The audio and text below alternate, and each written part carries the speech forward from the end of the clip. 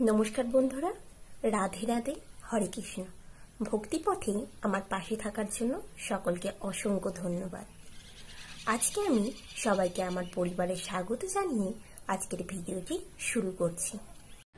আমরা কেন একাদশী ব্রত করব? বিভিন্ন পুরাণে একাদশীর মহাব্রত সম্পর্কে কি বলা হয়েছে? সকল পুরাণে মুনিদের এই নিশ্চিত মত যে একাদশীর উপবাস করলে সকল পাপ হইতে মুক্ত হবে, এতে কোনো সন্দেহ নেই। এটি ব্রহ্মবৈবর্ত পুরাণে বলা হয়েছে। ভক্তি সহকারে একাদশী ব্রত পালন করলে সকল ধরনের যজ্ঞের ফল ও সকল প্রকার ব্রত পালনের ফল লাভ হয়।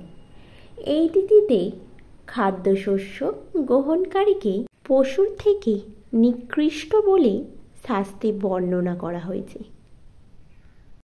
শ্রী যমরাজ বলেছেন, যাদের পুত্র ও পৌত্র একাদশী ব্রত পালন করে, আমি শাসনকর্তা মৃত্যুদূত যম হয়েও বিশেষ রূপে তাদের কাছে যেতে ভীত হই।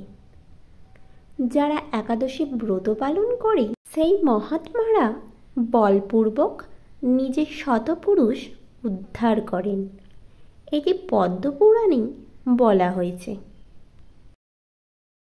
একাদশীতে যে উপবাস, ইহাই সার, ইহাই তত্ত্ব, ইহাই সত্য, ইহাই ব্রত, ইহাই শামক প্রায়শ্চিত্ত স্বরূপ।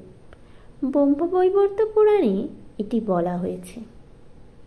স্কন্দ পুরাণে বলা হয়েছে যে যে মানুষ একাদশীর দিন শস্যদানা 5 প্রকার রবি শস্য গ্রহণ করে, সে তার পিতা মাতা, ভাই এবং গুরু হত্যাকারী, এবং সে যদি বৈকুণ্ঠ লোকে উন্নতিও হয় তবুও তার অধঃপতন হয়। একাদশী শুধু বিধবাদের জন্যই নয়, শাস্ত্র অনুসারে সকল মানুষের মঙ্গলার্থে একাদশী ব্রত পালন করা প্রথা। এটি শ্রীচৈতন্য মহাপ্রভু প্রবর্তন করেছিলেন। শ্রীচৈতন্য চরিতামৃত আদিলীলায় বলেছিলেন।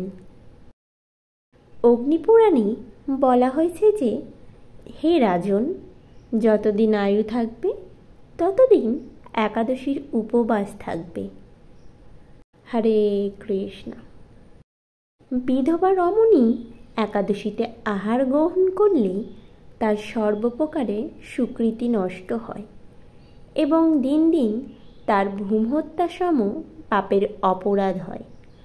কাত্যায়ন সংহিতাতে এটি বর্ণিত আছে। হরে কৃষ্ণ। তত্ত্বসাগর পুরাণে বলা হয়েছে যে, যিনি একাদশীর ব্রত পরিত্যাগ করে বা অন্য ব্রতের উপাসনা করেন, তার হাতের মহামূল্যবান রত্ন পরিত্যাগ হয়, তার বদলে লোহার দ্রব্য প্রাপ্ত হয়। রাধে রাধে। একাদশীর দিন বিষ্ণুর জন্য সব কিছু রন্ধন করা হয়। আমার ভিডিওটি পুরো দেখার জন্য সকলকে অসংখ্য ধন্যবাদ। আপনি নিজেও একাদশী পালন করুন এবং অন্যদের করতে সহযোগিতা করুন। হরে কৃষ্ণ। রাধে রাধে।